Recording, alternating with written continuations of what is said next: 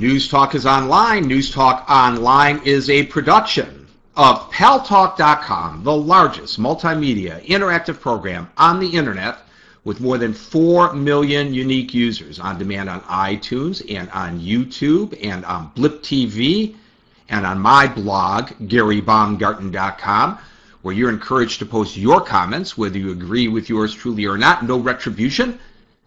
And thanks to our good friends at CRN Digital Talk Radio, we're syndicated to an additional 12 million households. I am your host, Gary Baumgarten. I welcome you to the show, and I encourage you to go to reportergary.com, reportergary.com. That's where the Pal Talk News Network website resides. Go there early and often, just like voting in Chicago, for stories that you may or may not see, hear, or read in the mainstream media. A new poll was just released today by the Gallup organization, which said that a vast majority of Americans in the 80 percentile will watch the show. Well, I mean, they won't watch the show here with us. I would hope that they would. But will watch the President State of the Union address. He has quite the act to follow, his own, the other day at the memorial in Tucson, which was probably the political speech of his life. And now he has to follow it up with something uplifting on Tuesday. The polls also indicate that the nation is in step with me, I am very happy to say. Those of you who are regulars here know that I have been saying for years now that it's time to put partisan political bickering aside and put the public's business first, partisanship second. And overwhelmingly as well, the polls are indicating, they are asking, imploring, begging our representatives in Washington, D.C. to do exactly that, put partisanship aside. But obviously they're not listening. On the one hand, you've got the Republicans pushing through a repeal of the health reform legislation, knowing that it's just pro forma, that there are not enough votes to do it in the Senate, but they're doing it just to make a point. On the other hand, you got a Democratic congressman by the name of Cohen calling people who are opposed to the Obamacare Nazis. Well, you know, we had Democrats calling George W. Bush a Nazi. We had Republicans calling President Obama a Nazi. And now we have a Democrat calling those who are opposed to Obama Nazis. Now, you can throw whatever label that you think is going to stick. With Obama, it's not just Nazism.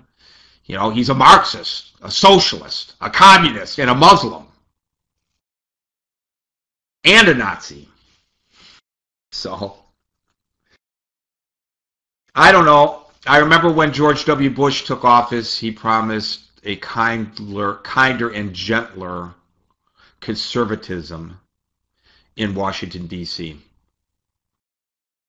I'm sure the president will call once again on us uniting as a nation, and I am heartened by the fact that the junior high school students who call themselves members of Congress, some of them are agreeing to sit at the other table.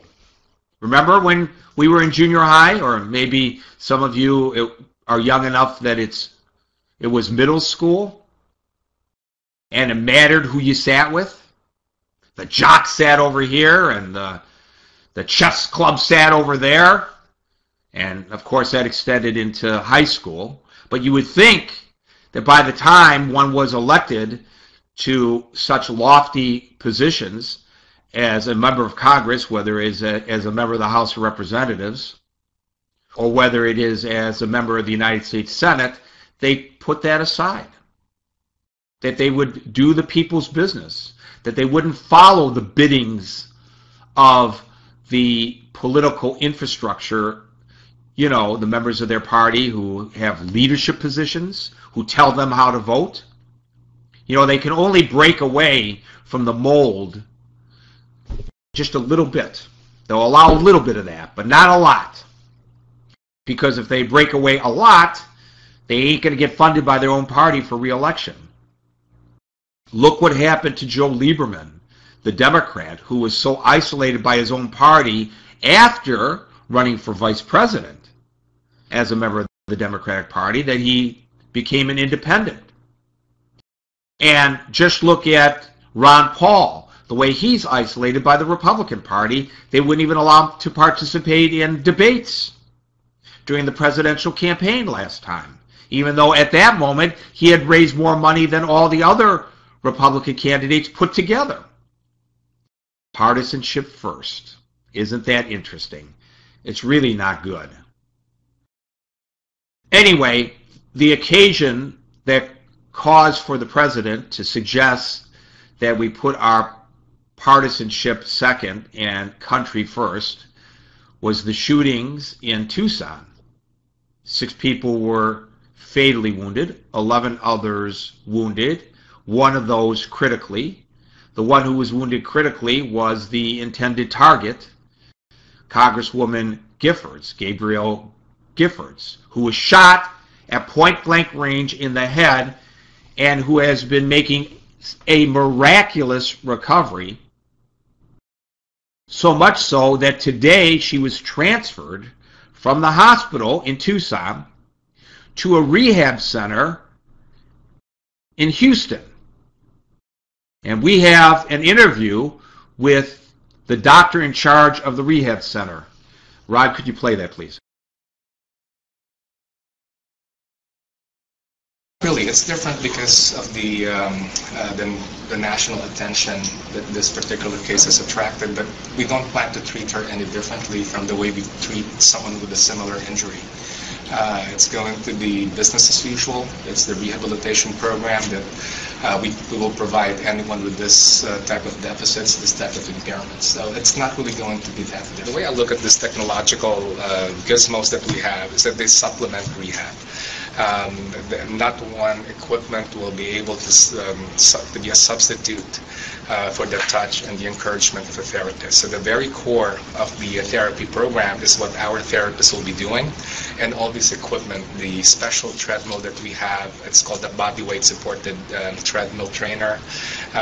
We have some robotic instruments that we can use, electrical stimulators. They are meant to supplement what the therapists are going to do. And we're just telling people, be ready. You really don't have to prepare anything extra because we're just going to do what we have done quite well in the last several decades. So clearly she's going to get the kind of medical care that other patients there get. And there was a word that the doctor used that struck me that nobody's really been uttering to my knowledge up until this moment, and that is the word deficits. You know, we have no idea. I mean, the doctors do, of course, but it hasn't been reported to the rest of us. Is her speech impaired? Is her motor coordination impaired? Are there intellectual deficits that would preclude her from returning to Capitol Hill? But can you imagine if, in fact, she does rehab to the point where she can resume her duties on Capitol Hill? I mean, thank God she's even alive at this point, right?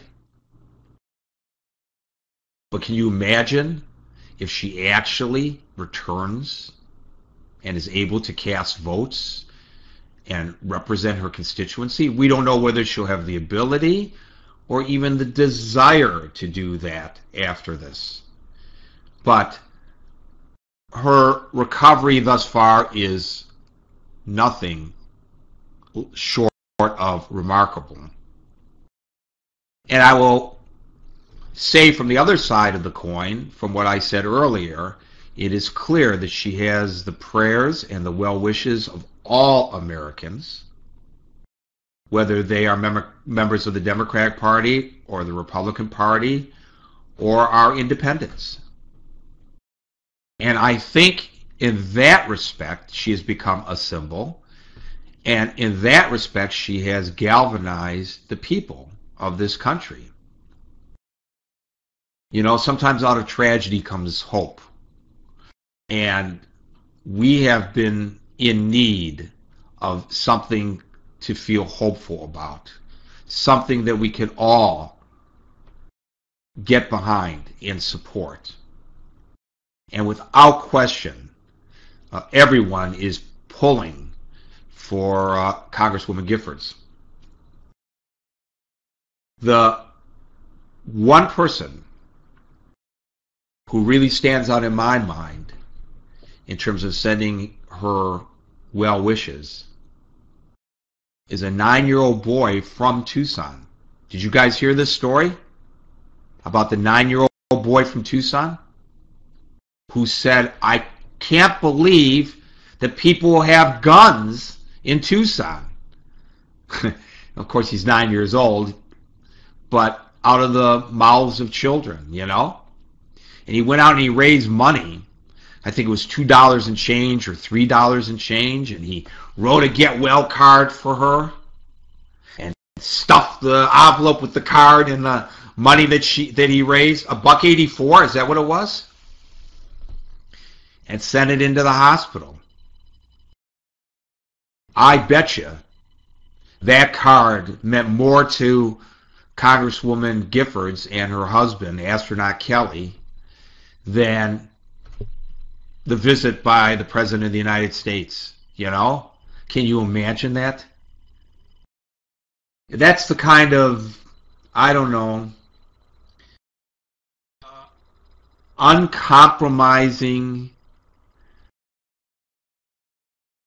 I don't want to use the word innocence, even though it is that as well, but the view that it's the hope, you know, I think that represents hope for our future. And what can we do to carry this on, help children carry this on into their teenage years and then into their young adulthood and into their adulthood? I think we all get a little jaded, maybe more than a little jaded, as we report all these things that are happening and we read all these things, and we have so many people, ladies and gentlemen, pulling at our heartstrings and pulling at our emotions with all these dire predictions of consequences, horrible consequences over things that people do or things that people support because, well, they're on the other side of an issue. So it's like the sky is going to collapse on us because of those Democrats or because of those Republicans or because of those Jews or because of those Christians or because of those Muslims or because of whatever, you know? And here you got a kid, a 9-year-old kid, scraping together $2, and I guarantee you that this touched her heart, Congressman Giffords' heart. I really wasn't going to go on long in this opening monologue, but you know how I get sometimes when I get a little emotional. So several of you want to talk about this before we get on to other subjects. And if you want to bring other things up, I want to talk in a few moments as well about the double standard that is resulting in the fall, potentially, of the Prime Minister of Italy for having a sexual relationship with a 17-year-old hooker, I guess, who he thought was in her 20s. And it's not that he had sexual relations out of marriage, and it's not that he had sexual relations with a hooker, but it's because she's 17 years old. And I'll tell you in a minute why I feel that's a double standard. But